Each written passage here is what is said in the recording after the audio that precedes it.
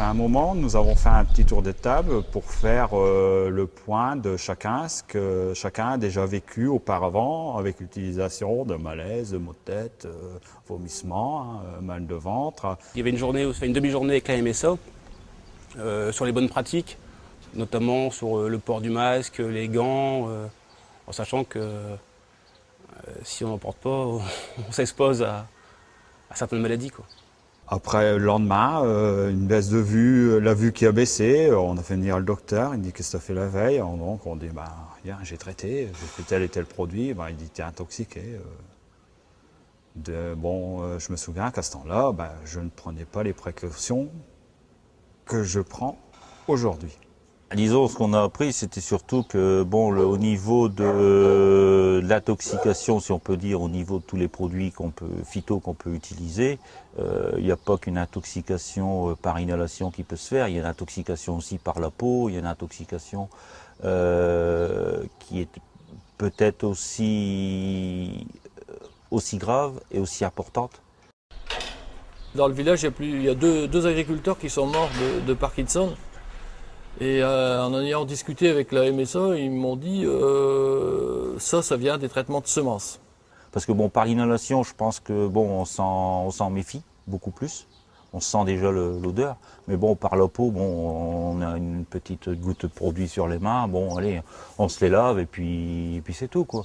Mais je pense que l'intoxication là, elle est peut-être encore plus importante et plus grave. Recherchant un petit peu dans le passé leur mode de fonctionnement, c'était des gens qui traitaient leurs semences eux-mêmes et ils partaient au champ avec leur sac de blé, leurs petits potas de pourrette, je les vois encore. On mettait le blé, on mettait le pourrette et puis on brassait ça à la main ou avec une petite pelle. Et ils ont fait ça pratiquement toute leur vie et puis résultat, ils sont morts de Parkinson, quoi.